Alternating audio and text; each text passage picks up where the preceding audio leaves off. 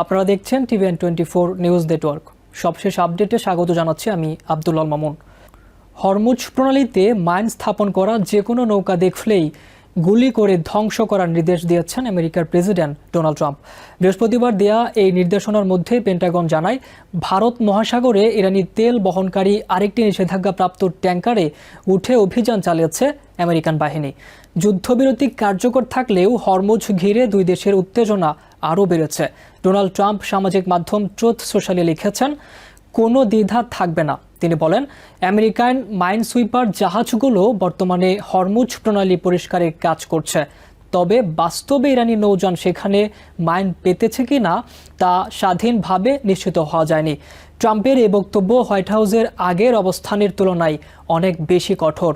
বুধবার white house জানিয়েছিল, Iran যে দুইটি জাহাজ জব্দ করার দাবি করেছে, প্রেসিডেন্ট তা যুদ্ধবিরতি লঙ্ঘন হিসেবে দেখছেন না। একদিন আগে ইরানি বাহিনী দাবি করে তারা হরমুজ প্রণালীর কাছে দুইটি কার্গো জাহাজ আটক করেছে।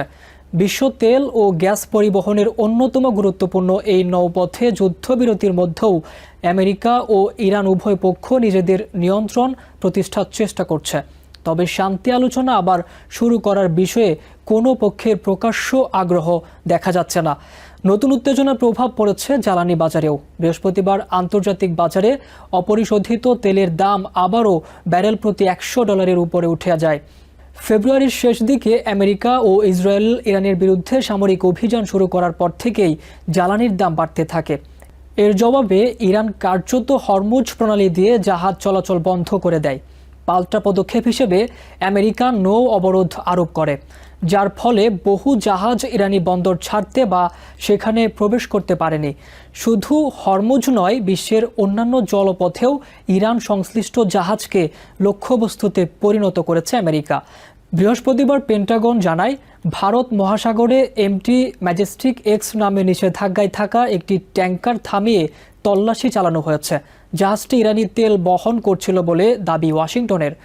এর আগে চলতি সপ্তাহে আমেরিকান নেভি সিলস ভারত মহাসাগরে এমটি টিফানি নামের আরেকটি জাহাজে উঠে অভিযান চালায়।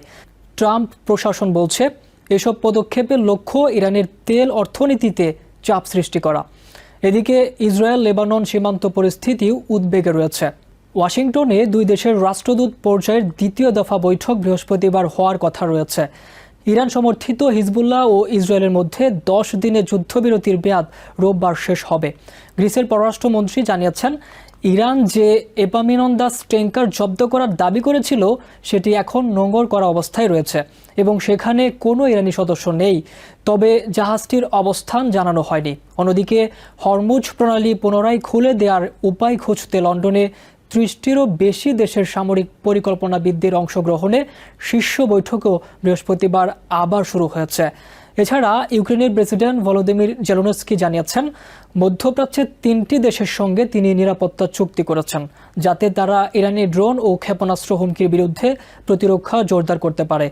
হরমুজ প্রণালী ঘিরে সামরিক ভাষা, জাহাজ জব্দ, নৌ অভিযান এবং ব্যর্থ কূটনীতির এই সমান্তরাল চিত্র দেখিয়ে দিচ্ছে, যুদ্ধবিরতি কাগজে থাকলেও বাস্তবে উত্তেজনা কমেনি, বরং জ্বালানি বাজার, আঞ্চলিক নিরাপত্তা ও বৈশ্বিক বাণিজ্যের জন্য নতুন ঝুঁকি তৈরি হচ্ছে। নিউ ইয়র্ক থেকে সম্প্রচারিত TVN24 টেলিভিশন বিশ্বজুড়ে বাঙালির কণ্ঠস্বর।